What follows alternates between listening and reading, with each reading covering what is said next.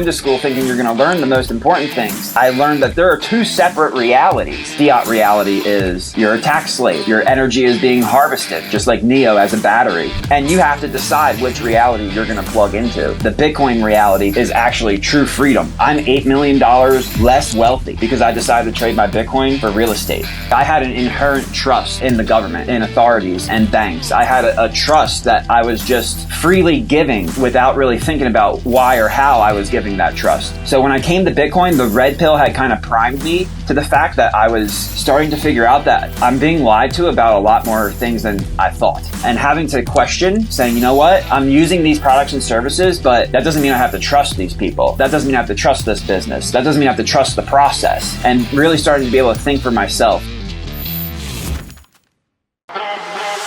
Welcome back to the Bitcoin Sports Network podcast, where we blend excitement with competition to create unforgettable experiences.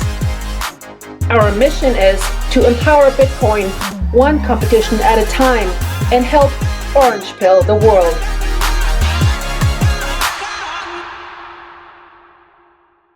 Welcome back to the Bitcoin Sports Podcast. I'm Chris. This is my co-host, Frida. We're here with CJ Konstantinos. CJ is the president and CEO of a company called People's Reserve.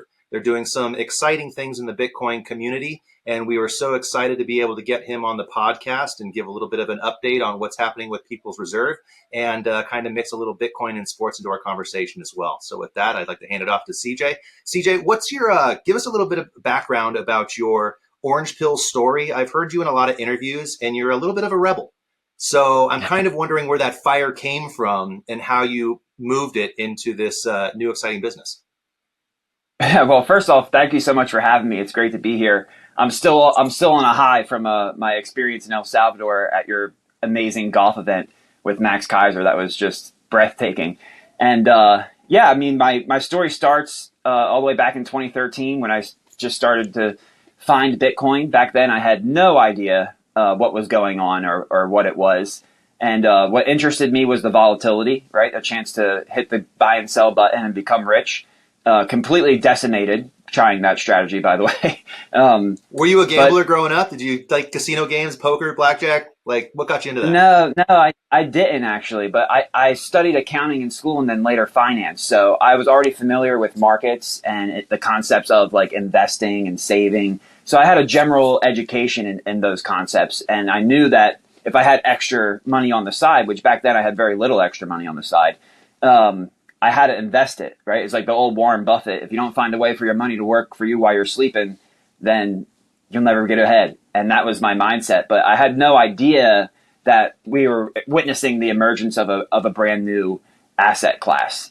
So after going through that process and kind of taking a deeper dive, I watched the price go up high and down low and got wrecked through the whole thing and finally said, okay, I need to understand how is this happening? You know, what is this? And really do a deep dive. And from there, I got into mining, which I highly recommend to everybody. Like, even if you just do a hobby miner, right? You're not going to make money, but that's not the point. You're doing it to understand how the network works, what proof of work is, how consensus works, and to have a better understanding of what you're invested in. This strengthens your thesis and makes times like right now when you go from 100 down to 80 and then back up to 94 and back down to 80, you can kind of just laugh about it because you understand what's happening through the price discovery process and where those anchors are in that price discovery process as Bitcoin continues to emerge and kind of suck up all the capital in the world. It was amazing though to go from being, you know, nobody to being a hardcore orange pillar. And for me, I think that attitude and that aggression really started with my red pilling events, which came before 2013. Right before I found Bitcoin, I started getting into other information like 9/11 and chemtrails and other things today that back then people were like, you know, that doesn't make any sense. You're a conspiracy theorist. That's crazy. And then here today, you know, there's a lot of evidence that supports that we don't really know what the truth is and we should dig a little bit deeper to get to that truth.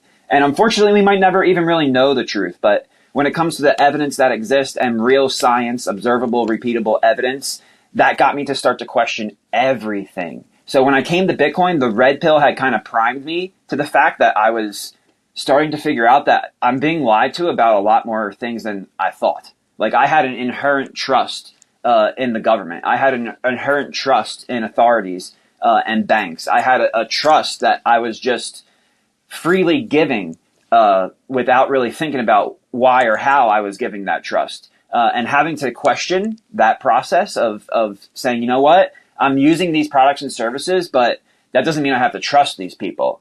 That doesn't mean I have to trust this business. That doesn't mean I have to trust the process. And really starting to be able to think for myself. And it's funny that aligned with coming out of school, because you go into school thinking you're going to learn the most important things.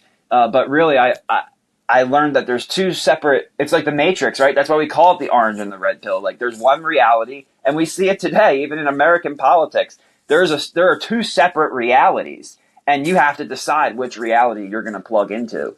And the Bitcoin reality, to me, is actually true freedom, whereas the fiat reality is you're a tax slave, and you're there to be, your energy is being harvested, just like Neo as a battery. It's amazing how it really is set up like that when you take a deeper dive and start to think about why these things work this way. And that's where the passion comes for me. It's like it's a deep rooted thing. You can't kill the problem unless you pull it by the roots. If you leave the root, it just keeps growing back. And that's what we've seen through history. The root's been pulled, but it grows back. And we've seen it with the changes of all the reserve currencies of the world. But this time is different. And I know that's a funny saying that isn't typically true, but this time is different. We have engineered money. We have the natural evolution from a hard money gold, which the world, that was a huge mistake getting off the gold standard. That's created pretty much every problem that we have. Just go look at WTF happened in 1971. You have all the supporting evidence you need to understand what happened economically because of the change in the financial system. But now the pendulum is swinging the other way. And with Bitcoin, we're getting the best of both worlds. We're getting the hardness of gold, but we're also getting the cheap, secure, easy settlement in the form of Bitcoin's blockchain and 10-minute block time. So truly, I think we're witnessing a natural evolution from old money, gold, into this experiment of fiat money. But now it's a failed experiment. Like interest rates are out of control, complete market manipulation on all rounds. We're using price controls on interest rates, right? So everybody, you talk about, oh, we're going to name the price of eggs. We're going to name the price of milk. And people go, well, wait a second, that doesn't make sense. In history, that's never worked before. So why would you do that? It's amazing that people can ask that question if you try to name the price of eggs and milk, but they don't ask that question if you're trying to name the price of money. It's the same thing. Interest rates are the price of money. And if you state those rates and you create anchor rates and you don't allow that yield curve to move freely, then this is what you get. You get a world where it feels like you're getting wealthier, right? The prices are going up. The net worth is going up, but your quality of life and your standard of living are going down. So this is what it creates, an inflationary recession. Everybody's waiting for the recession. Right now, Bitcoin going up and down because of tariffs, and people think a depression could even come. But we are in the middle of the depression. The depression comes in the form this desensitization of all of society. And while as our money becomes degraded and as our foods and services and everything become degraded, we just get used to this new malaise of just mediocrity. And we see places around the world and we see people who are our peers, our same age, go to the same school, and we see their mental focus and their minds and how it takes them in certain directions. And we see in ourselves how those same sort of characteristics or moral settings will take us in our own different directions.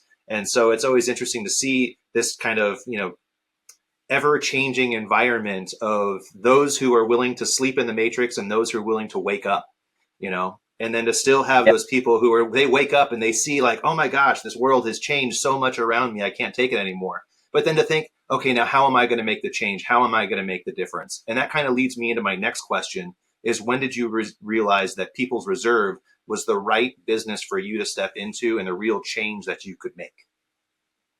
Yeah, and that's a great point, and I completely sync with that point. And it's a two-pronged answer. Everything I just described is basically the motivation. How can I help? I think education is number one, which is why I go around and do as much as I can. I think Saylor sets a good example for us Bitcoiners in giving up his time and energy to help people understand. That's one of the most important things you can do, because the education system is just completely broken and we're not taught these things. We're told what to think instead of how to think. And that move from what to think to how to think is a very rough process. So you need community, you need people who are going to support you. But the creation of People's Reserve specifically was really from my experiences in the marketplace, my failures of being an asset manager for my own assets.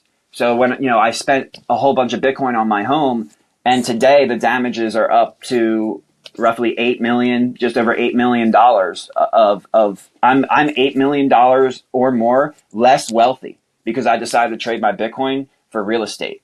That created a big problem for me. And that's a problem that other Bitcoiners are going to have in the future. So that was a big motivation for me to say, okay, Bitcoin is the most pristine form of collateral. It's not just this digital gold. It is the most pristine form of collateral in the world. And just like other people can tap into their wealth through a home equity line of credit if their wealth is in real estate or a second mortgage, or even if they have stocks, they can put on margin and borrow stocks on margin. So there's always ways to tap into wealth, but Bitcoin is just such a new asset that these tools haven't been built yet. But what people like myself who are trading Bitcoin for other assets are starting to learn, when you have 60% compounding annual growth rate over the last 10 years, and even if that gets cut in half over the next 10 years to 30% CAGR, nothing else in the world is going to compete at that, because everything else in the world, it basically isn't really going up because of demand. It's going up because of the devaluation of the dollar.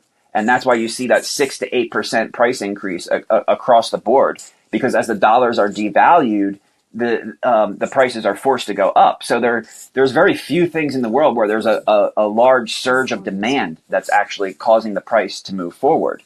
Typically what happens is that the dollar devaluing moves that price forward. So how do you get ahead of that? And I learned that process through my failures, right? I gave up my Bitcoin and saw it outperform the real estate and decided we need to build a tool to fix this. This is a big problem, not just for me, but for all Bitcoiners, especially as we go through the financialization and monetization of Bitcoin. Extreme amounts of wealth and liquidity are going to funnel into Bitcoin.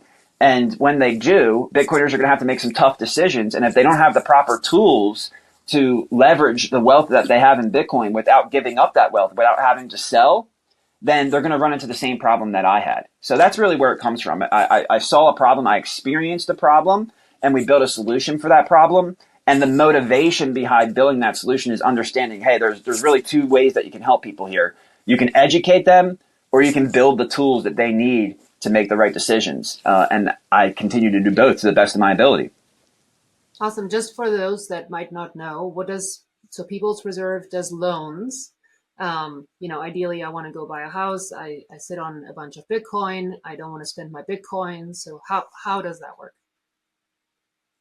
Right. So yeah, if you're interested in buying a home and you've been a responsible saver of Bitcoin, the last thing we want you to do is to give up ownership of the Bitcoin and sell the Bitcoin. The first thing that happens is you're going to trigger capital gains tax if you're here in the United States. So if you're here in the US and you want to buy a home, you're going to be paying 20 to 40%, depending on how long you've held that Bitcoin, above the price that you're purchasing for. So you have to give up even more Bitcoin than you're willing to give up to get the home. Then once you give up ownership of the Bitcoin, obviously you no longer benefit from the upside of that Bitcoin. So this product, our self-repaying mortgage, is designed to empower you to do a couple of things. First of all, we want you to get access to low interest rates because you're posting the most pristine form of collateral. In a regular mortgage, there's a lien placed on your property. And yeah, your credit score and your cash flow, they do play a big role, but that's not the full equation. The other variable is that the equity of the home is actually securitizing the loan as well. And that's honestly, it's a more important, when you default, if you default and you get in that scenario, the bank doesn't really come to you because if you default, you probably lost your job. So your credit and your cash flow are irrelevant, but they go to the house and they'll foreclose on their house and they'll liquidate the house to get back what they lent you. So it's the securitization of the loan through the real estate property that is the most important element of the contract. And what we decided to do was to add an additional element. So we allow you to post Bitcoin as collateral in order to reduce the risk of the lender. And what's amazing is when you reduce the risk to the lender, you can also reduce the cost of the capital. The interest rate that you borrow goes down. And the reason that happens is because if you get into a default position versus a regular mortgage, our goal would be to call you and say, hey, unfortunately you've defaulted, but congratulations, you now own your own home. Please log back into your People's Reserve account and take back your remaining Bitcoin collateral since the contract is closed. that would be like the ideal default position. There would be no foreclosure. You would actually just own the property outright, and our risk would be completely mitigated. It could take up to 18 to 24 months to foreclose on a property, and that comes with significant costs. These are the main reasons that banks don't even hold the mortgages on their books. They package all the mortgages together, and because those interest rates are pretty much lower than the real cost of the price increases, you have a negative real rate with a high risk. So they don't want it on their book. They package it together in a mortgage-backed security and sell it off to those people who are seeking cash flow, because that's one thing the mortgage does do. It does produce that monthly payment, which creates cash flows on principal. So they sell it as a cash flow product to the marketplace, but they don't want to hold it on their book because it's very risky. Bitcoin integration into credit and debt products is about de-risking the position. It's about making lending great again. And I think we've really hit a home run with our product, because it helps both borrower and it helps lender. It helps the borrower to get a lower interest rate, which lowers their monthly payment, which allows their free cash flow to increase their quality of life and standard of living. And it allows the lender to say, okay, if this goes bad, we don't want it to go bad, but if it did go bad, then we have something better than the real estate. We have a perfectly liquid 24/7, 365 marketplace that we can tap into if we need to, and that's significant. And we could do it in 10 minutes. So that significantly reduces our risk. And when you get that magic formula like that, it creates motivation. It creates incentive. The economists call it the invisible hand. Well, lower risk and higher reward is the invisible hand that moves the marketplace and creates incentives in the marketplace. And this product is designed to re-kick that motivation cycle. Right now, the market is dry. Real estate isn't moving. Rates are too high. Prices are too high. It's unaffordable. Fusing Bitcoin into credit and debt products fix the affordability crisis, because it makes you, the Bitcoin person, a low-risk borrower. And I think in the future, these types of products are also going to redefine the risk-free rate of return. So we're redefining the risk-free borrower. It's no longer the government with the printer. It's people with Bitcoin who can post collateral that's 24/7, 365 liquid. And I think we will redefine the risk-free rate of return. It's no longer the government just because they can print it. It's a commodity credit contract that's backed by a real-world asset that can be liquidated anytime you need to cover the loan. And so for your products, is it only for home residential mortgages, or is it commercial? Can it be second homes and investment properties? How does that work? Yeah, so as you know, we've been building over 3 years. So yes. Our ecosystem is a lot more complex than people understand, because I've only shared a few of our products. So I know I'm waiting for quarter two when you launch everything else, and we can all hear more about you and why no one else has been doing this business model. Absolutely, yeah. So the trick to it is that we don't want to overload people, but there's a plethora of products. Pretty much any credit or debt product that you can think of, we've fused Bitcoin into it. And so if you're a business and you need to borrow against your business or for whatever reason, we have a solution for you. And as long as you're a Bitcoiner, and that's where I think this plays an important role for Bitcoin, because it was the financialization of real estate that led to the premium in the real estate price. So you see prices so far above utility value because there's additional demand above utility. There's a financial demand. There's a monetary demand beyond utility because of all the financial products and services built around the asset class. And that's what's happening in Bitcoin right now. Now all the products and services are being built out around the asset class, so that corporations and people who hold Bitcoin have access to the proper tools, just like they would if they had a piece of real estate on their balance sheet, just like they would if they had stock on their balance sheet or something else on even their personal balance sheet. They have the different financial tools that are required to leverage yourself and put yourself in a position to optimize your returns and optimize your quality of life and standard of living based on how you've been able to build your portfolio. Bitcoin's missing that right now. And I think People's Reserve is going to play a big role in providing those tools, which opens up the marketplace for everybody because it makes Bitcoin more usable. We like to say we're unlocking trapped equity. A lot of wealth that Bitcoiners have in Bitcoin feels like it's trapped equity. We don't want to spend it. We don't want to sell it, but there's not much we can really do with it. And these financial tools allow us to open up access to that equity and start to allocate it in ways where we don't have to get up ownership, but we can still benefit from the value. So as long as I have enough Bitcoin, basically what you're telling me is I can put it up for collateral on people's reserve and I can buy just about anything with it to my heart's desire. I could buy a plane, I could buy a car, I could buy a boat, I could buy a yacht. Well, yeah, we have different Bitcoin products that will let you tap into the equity. So our real estate, obviously, if you have real estate securitizing a contract, that's different than a boat or a car or a plane. That's my question really. Yeah, is it just assets that you can use as collateral, or can liabilities also be used? No, liabilities car cannot is depreciating. Yeah. Correct. So depreciating assets are not going to do it because there's no added security to the contract besides the Bitcoin element. But in that case, it's more like a crypto credit line, which you can get with many different people in the industry. So we have some solutions that just haven't been presented yet that I think give an advantage to people who have Bitcoin. So a lot of traditional solutions have already been built, and some of those are great tools, but the different mechanisms set up to offer those tools don't really make sense yet. But I think as the marketplace matures and people start to understand Bitcoin for what it is, then all of these tools are going to become more beneficial for everybody in the industry. So in the case of a default, if I had my home as collateral plus my Bitcoin, and I've been paying on the home for 25 years, I mean, I don't know, are these 30-year fixed mortgages, same sort of standard, sort of things? Are these ARMs or what kind of? These are adjustable rate mortgages, and we aim between 7 and 15 years. Okay. And so if I've been paying down on that for a long time and I got a lot of principal buildup, what's the order of operations? Does the home get sold and liquidated to pay off the loan, or does the Bitcoin get sold first? Which gets sold first is I guess my question.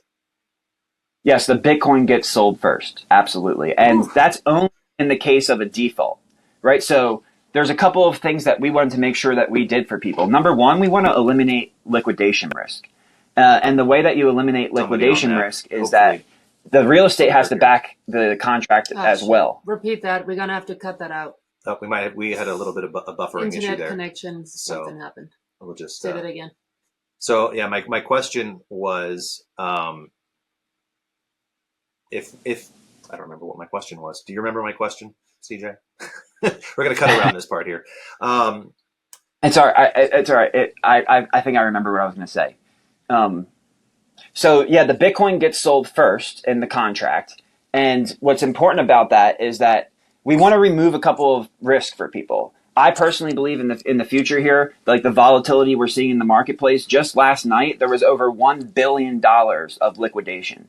And that's a great way for market makers to accumulate your coins. You are forced to sell it to them, and they're happy to buy it at a heavy discount. And I think liquidation risk is the largest risk for all Bitcoiners moving into the future. We want you to stay solvent, and we want to mitigate that risk as much as possible. So in the contract, you're not really borrowing directly against your Bitcoin. It's an added component to the contract, and we create different loan-to-value ratio thresholds. So the more over collateralized the loan is, the lower your interest rate can be. So if you're going to default on the mortgage, because your original question is about defaulting on the mortgage, what gets sold first, it's kind of hard to imagine that you would be in a scenario where you would default. Because let's say you have like a $4,000 a month payment, and you borrowed $500,000, but you posted $750,000 of Bitcoin collateral, and the price of Bitcoin's gone up a little bit over those couple of years or a few years, and now it's worth $1 million. Well, why would you default on your mortgage? Why would you not pay $4,000 and lose your Bitcoin? You could just sell $4,000 of your Bitcoin to make your monthly payment, and then do that until you're back up on your feet and you have your job again, and you've avoided default altogether. So I think the way that the contract is structured is that not only does it eliminate liquidation risk for you, because only a default would force liquidation, but also by giving you the ability to sell between 0 and 100% of your mortgage payment of the collateral itself, we have an emergency fund for you. If things go bad and your cash flow dries up, you're over collateralized. You can make the rest of your payments from your collateral without defaulting. So we really don't want to get into a default scenario. We want to empower you. And that's why, our slogan at People's Reserve is "We the People," because we serve we the people. We are designing products that I personally would want to use. I built these products for me, and I built them to the quality and with the certain mechanisms in them that I required for me to feel comfortable posting my Bitcoin. So we're Bitcoin maxis building for Bitcoin maxis. And if you feel the same way I do about Bitcoin, you're going to appreciate the extra steps that we took to make sure that you're securing the most important asset that you have for yourself and for future generations. Now, can the worst case scenario happen? Yeah, it can happen. But when you get into that case scenario, we want to be able to call you and say, hey, congratulations, you own your home. Yeah, you might have lost your Bitcoin, but you're not getting kicked out of your home, because a home is very important too. Every day I think about how I could be $8 million or more richer if I didn't sell that Bitcoin. But then I think about all the memories I made in my home with my wife and my children, and it was worth every penny. I'd pay double or triple or quadruple. It doesn't matter. You can't recreate those moments and those memories. And those all happen in your home. The home is part of a hierarchy of your needs. So we have to remember those things in trade-offs, that sometimes even if you have that Bitcoin, as Bitcoin continues to grow, and this is exciting about People's Reserve, Bitcoin as engineered money continues to accrue value over time. So our customer base continues to grow over time. With the success of Bitcoin, more and more people will want access to our products and services because of how much they empower them. But yeah, that default scenario, we want to avoid that default scenario. That's why we allow you to take from that collateral to help pay those monthly payments to avoid default until you get back up on your feet. That's fantastic. I want to change directions here just a little bit, because I know how passionate you are about Bitcoin. I know how passionate you are about education, and apparently you're really passionate about sports, because, you know, when you were talking about still kind of getting over the high from the Max and Stacy event, you won a very prestigious prize at this event. And I'm very interested to see how you've been enjoying your new watch. Oh, it's actually, I love it so much that I'm not even wearing it, because it's in the office. It stays in the office and it only gets worn on special occasions. So actually, I just found out recently I'll be speaking at Bitcoin Vegas, and that is a special occasion. So I'll definitely crank it out for Bitcoin Vegas, but it's going to take a special occasion for me to get that puppy off the shelf. It was amazing to be able to go through. I'm a hockey player. I grew up playing hockey. So I'm a Happy Gilmore golfer. And being able to get out there and play that course was just, it was like a video game. And I don't know if I'll ever play a course like that again. I'll just have to come back to El Salvador to get that experience. It was amazing. We're doing it again next year. So as one of the winners of the event, you got to come back and, try to get that coveted orange jacket first and foremost. And then we have a golf tournament in Vegas. And I guess my next question is was it your shots that were taking the most, or was it Jose? Was he your partner? I can't remember his name. Yeah, Jose. Peche is right. his name. Shout out to him if he's watching this. What a phenomenal partner. As a matter of fact, I'm not coming back unless I can play with him. He was so much fun. He literally was part of the club, and he called a friend and got a golf cart. So my associates were able to come out on the course and drink and watch us play as we went through the competition. And we were playing music, and he looks at me, he's like, I hope you don't mind that I play better after I have a few drinks. And I said, well, I'm glad you said it, because I didn't want to say it to you. So we were out there having fun. And Peche, he downed a whole bottle of tequila, and he could hit shots with his eyes closed. But what was amazing, and why I think we got up to the top, was we were on that one par 5 where you have to hit it over the tree, and it goes over that. The trees are blocking the green, but you have to hit it over that green, that par 3 green, into the fairway to cut the par 5, so you can cut the corner, the dog leg right. And he goes to hit his shot, and bop, shanks it right in the woods. Like, just shanks it, like, OB. So I'm like, oh my gosh, like, the pressure's on. So I step up, I hit my shot, beautiful shot, probably the best drive I hit of the day. And we ended up birdieing that hole because we made up the stroke on cutting the corner. But whenever he made a mistake, I hit the shot.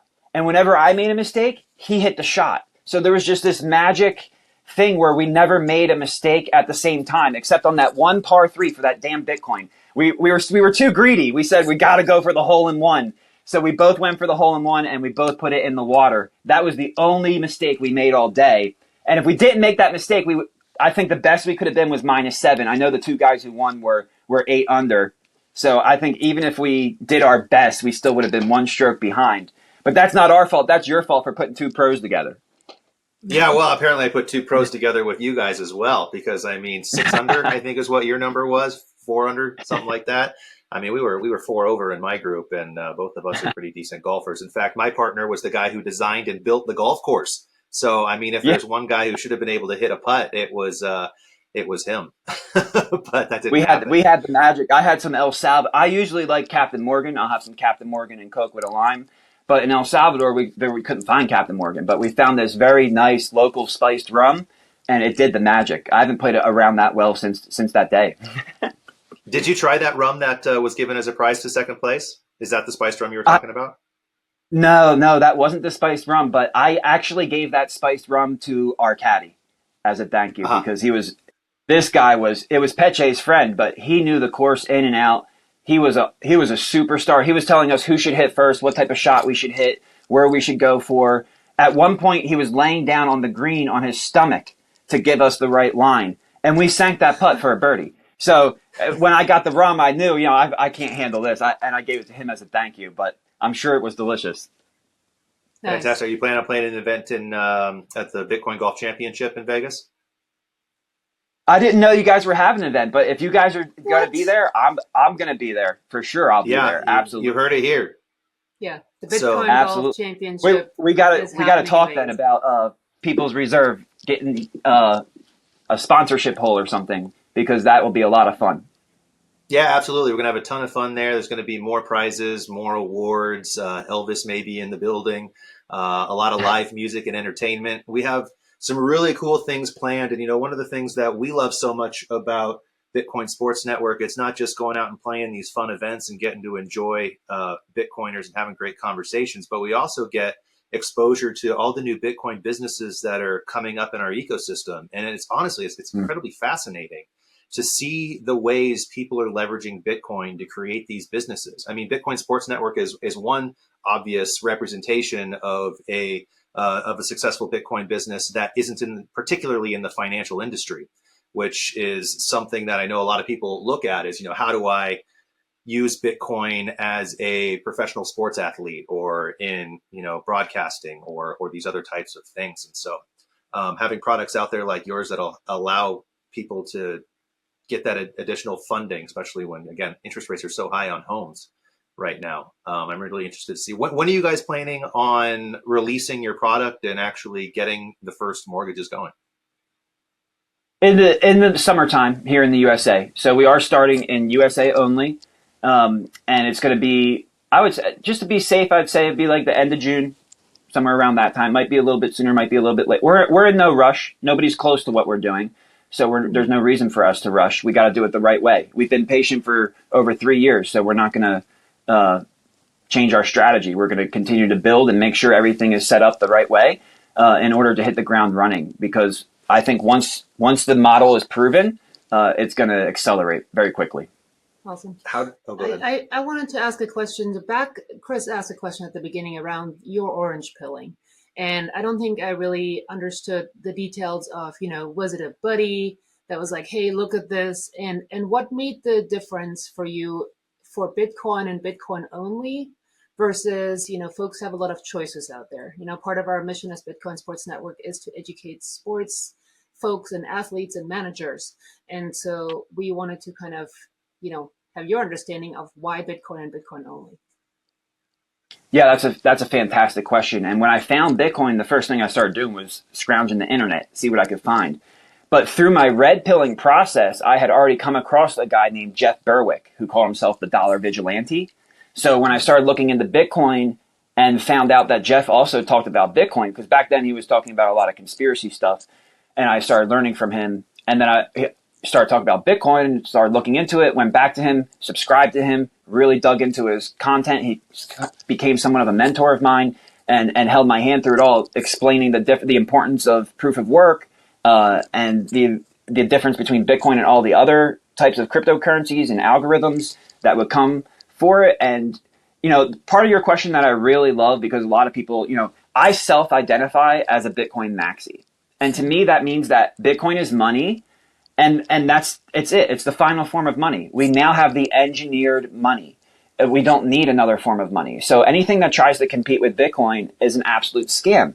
But I think where some people get confused on my position and my stance is that the other stuff, like when Ethereum first came out, I was buying Ethereum when it was less than $1. Why? Not because it was sound money, not because First of all, it used to be proof of work. So that was the best thing it had going for it. But it was gas. At that point in time, everybody was talking about it and teaching it as gas. And what were you going to need that gas for? What did you need the gas to make run? You needed to run smart contracts. Well, why do you need to run smart contracts? Because we're going to bridge Bitcoin. That's what we're going to do. We're going to take your money and we're going to allow you to contractually control it. And you're going to need gas to execute those contracts. That's why I originally invested in Ethereum. And since then, the tone has changed. So I think they went, Ethereum went to they did the merge, right? They did from proof of work to proof of stake. But the only reason all these other L1s even exist is because Ethereum made a really bad decision. People called me crazy back then, but I'd be interested to run like an AI algorithm to see what it thinks. I think Ethereum should have just said, forget about the supply, because it's already unlimited anyway. So who the hell cares about increasing supply? They should have did 1,000 to 1 split. For every 1 Ethereum you had in your wallet, you should have received 1,000 more. The price would have went from $4,000 down to $4. And what would have happened is gas fees would have went from like hundreds of dollars to execute to fractions of a penny. So all of the reason for the other L2s, because of gas problems and concurrency issues, all of these reasons that led to the creation of L2s could have been avoided if the Ethereum had just said, we're not money. The supply of the Ethereum, it's gas. Every once in a while, a country finds a new pocket of oil of gas. It's gas. It's not money. It can't be money. It's not for money. It's to manage my money. And unfortunately, I think they botched that decision by trying to compete with Bitcoin and become money. And that's what led to the creation of all these other L1s, such as Solana, where you can manage your money. And of course, now you get the whole meme coin stuff. This is all shit, right? Anything like that, arts and collectibles, forget about it. Go to a museum if you want to buy art. Go to the card store if you want to do collectibles, or buy old collectible cars. Do whatever you don't put collectibles on chain. I think the monopolies that be, they knew what this was. This movement, this is a financial revolution. This is about free market money, free market interest rates, and a free market yield curve. And anything that takes away the power of that control that they have over that process is going to be a blip on their radar. And DeFi became a blip on the radar. So when we were experimenting in DeFi, nobody who was in DeFi invested in DeFi. I don't care what you say. Nobody invested in DeFi. We all threw money in there as an experiment. How does this work? What does it do? And then it all blew up, right? So you're buying these tokens to see how it works for pennies or fractions of a penny. And then a year later, they're worth hundreds of dollars per token. If we had invested, I wouldn't be on this call right now, right? It was just we put money in there and it was play money and it ballooned. So a lot of people who look at me and say, here's a Bitcoin maxi, he only owns Bitcoin. That's not true. I'm a Bitcoin maxi, absolutely, because nothing can compete with Bitcoin. And if it tries to, it's a scam. But I need some tools to help me manage my Bitcoin. I need a centralized platform like People's Reserve that's going to help me turn Bitcoin into pristine collateral and be empowered by my responsible saving. I needed some ETH so I could execute smart contracts. I needed some SOL so I could execute smart contracts. And when all of that Ether DeFi boom took place with Uniswap, first it was Maker, then Uniswap, then Balancer, Aave, which was Lend in the beginning. All of these protocols, they were part of my portfolio because I'm trying to experiment on transforming and evolving Bitcoin from digital gold to pristine collateral. That's the whole world is they're a whole cycle behind us, guys. They have no idea. They're still talking about digital gold. They're waiting for Bitcoin to get to $700,000 to $900,000 per coin before they're like, oh, they were right. It's digital gold. No, it's already digital gold and it's transforming, it's evolving into pristine collateral. And the pristine collateral market is not a $15 to $20 trillion market like gold. This pristine collateral market is a multi-$100 trillion marketplace. So if we just use our mind to look a few cycles ahead of where this is going, Bitcoin is going to be a lot more important than it is today. And a lot of people in the marketplace are going to learn hard lessons by trying to save in these other crypto protocols that have nothing to do with money and are more along the lines of gas. And if it's not involved with decentralized finance, to me, it's a complete scam. Yeah, I totally believe that during this cycle, because it seems like everybody's waiting for this crypto summer to kick in and for the appreciation value of all these millions of cryptocurrencies that are out there are going to all of a sudden just escalate into the stratosphere and outperform Bitcoin. I think you're right. I think they're about a cycle too late. I think most of the people realize like, no, these are degenerate gambling games. You're just going to get rug pulled. You're trying to push the button. It's the old game, no whammy, no whammy, no whammy, stop, and you're trying not to get those three whammies before you lose all your money. And the thing that I've always found interesting about Bitcoin maximalism is that people think we're maxis because we just came across Bitcoin and that was the only one that we've researched, and we don't understand all the other technologies that are out there. And we haven't, like you said, dabbled in all these things, tried to figure out what their use case was, tried to figure out their different network effects and how they could really build, and who's the engineers that are really working on this, and what's the real world application, and why can't Bitcoin ultimately do this in the future if it's found to be a viable product for the new economy. And, once you go down all those rabbit holes, you start realizing, well, shoot, I might as well just own Bitcoin, because at the end of the day, if any of those other protocols are doing something of value, Bitcoin will do it, and it will already have all the value and all of the deep pools of liquidity and all of the network effects necessary to make it really work. Yeah. And the two things there I think are so important to differentiate is savings versus investment. You don't invest in Bitcoin, you save it. It's savings technology. Now, if you want to go take a chance on some of these other things that are taking place, I understand that you want to take an investing chance, but just make sure that investment has a better than 60% CAGR, because so it better have a chance of doing damn well, or else it's not worth investing in it. You just save it in Bitcoin. But if you differentiate between saving and investing, and then you look at the marketplace and you go, hey, when they first came out with a car, I think Ford understood that eventually there'd be supercars, that the engine would get better. But that didn't keep him from building the Model T. People who were in the street, they have this amazing picture where 2 years before the Model T, there was all horse and buggies with one little Model T outside the factory on the street. 3 years after they took that picture, 2 or 3 years after they took that picture from the same angle, it was all Model Ts and there was only 1 or 2 horse and buggies on the street. So the rate of adoption accelerated because of the importance of the design and of the evolution and the engineered version of horsepower. The naturals is horsepower. The engine is the engineered version of horsepower, and they adopted it. And that's where I think where we are now with Bitcoin. We're so early in this. We're at the beginning. People don't truly understand what it is in the long term. But just because in the long term Bitcoin's going to be able to do something doesn't mean I don't want a little bit of Solana on the side to execute a smart contract. Doesn't mean I don't want some Bitcoin on Lightning Network that I can spend back and forth with high monetary velocity. There's different tools and products and services that we're going to use throughout the evolution of the emergence of the asset class. And those tools will change over time, which make those investments very high risk and don't make a lot of sense. Why would you invest in something that's going to continue to get better that could ultimately end up on Bitcoin anyway? So just buy it as you need it to be empowered by your Bitcoin, but focus on saving in Bitcoin. And I think that's the real true maxi mindset. Mm-hmm. So let me ask you one last question here before we sign off. Does your wife let you talk about Bitcoin at home? And if so, does she cut you off frequently and say that's enough, honey? And how do you educate your kids on Bitcoin? That's my question. Yeah, fantastic question. So my wife does not like me talking about Bitcoin. Not at all. She is not a big fan of and the good thing is when I come to work, like I get my full of it. When I go home, it feels great. I think I can stay so passionate because I get that break. Because I go home and I get to focus on my wife and my children. Like it's my job to give the kids baths, and it's my job to get them tucked in at night and brush teeth.